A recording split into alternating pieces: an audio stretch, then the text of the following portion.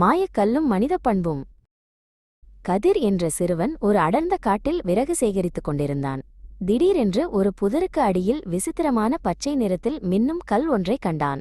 அது ஒரு சாதாரண கல் அல்ல, மாயக்கல் என்பதை அவன் அப்போது அறிந்திருக்கவில்லை. கதிர் அந்த கல்லை தொட்டவுடன், "உனக்கு என்ன வேண்டும்?" என்று ஒரு குரல் கேட்டது. கதிர் பயத்துடன், "எனக்கு நிறைய உணவும் நல்ல உடைகளும் வேண்டும்" என்று கேட்டான். கண் இமைக்கும் நேரத்தில் அவன் முன்னால் சுவையான உணவுகளும் பட்டுத் துணிகளும் தோன்றின. மெல்ல மெல்ல கதிரின் ஆசை வளர்ந்தது. அவன் ஒரு பெரிய மாளிகையை கேட்டான். அந்த மாயக்கல்லின் உதவியால் அவன் ஊரிலேயே மிகப்பெரிய செல்வந்தனாக மாறினான். அப்போது வேடன் என்ற ஒரு முதியவர் அவன் முன் தோன்றி, "இந்த கல்லை நற்பண்புடன் பயன்படுத்து, இல்லையெனில் இது மறைந்துவிடும்" என்று எச்சரித்தார். ஆனால் செல்வம் வந்தவுடன் கதிருக்கு கர்வம் தலைக்கேறியது. அவனது பழைய நண்பன் மாறன் அவனை பார்க்க வந்தான். மாறன் மிகவும் ஏழ்மையான நிலையில் இருந்தான். கதிர் அவனை அலட்சியமாக பார்த்து, "ஏழைகளுடன் எனக்கு என்ன பேச்சு? இங்கிருந்து போ" என்று விரட்டினான். கதிர் ஊர் மக்களை மதிக்கவில்லை. அவர்கள் உதவியை கேட்டு வந்தபோது அவர்களை ஏளனம் செய்தான். அவனது ஆடம்பரமும் அகந்தையும் நாளுக்கு நாள் அதிகரித்துக் கொண்டே சென்றது. அவன் எப்போதும் அந்த கல்லையே கையில் வைத்துக்கொண்டு கர்வத்துடன் அலைந்தான். ஒரு நாள் கல் திடீரென்று மங்கத் தொடங்கியது.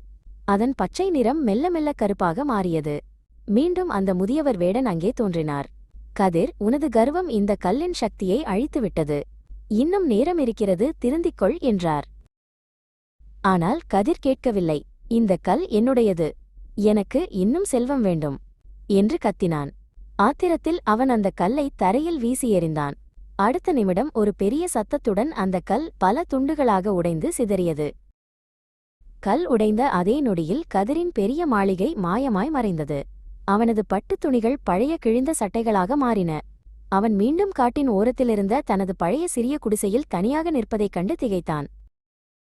கதிர் தன் தவற்றை உணர்ந்து அழத் தொடங்கினான். அப்போது மாறன் அங்கே வந்தான்.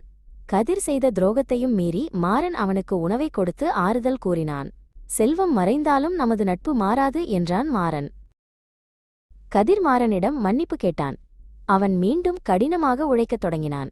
இப்போது அவன் செல்வந்தனாக இல்லை, ஆனால் நல்ல மனிதனாக இருந்தான். மற்றவர்களுக்கு உதவுவதில் கிடைக்கும் மகிழ்ச்சியே உண்மையான செல்வம் என்பதை அவன் உணர்ந்தான்.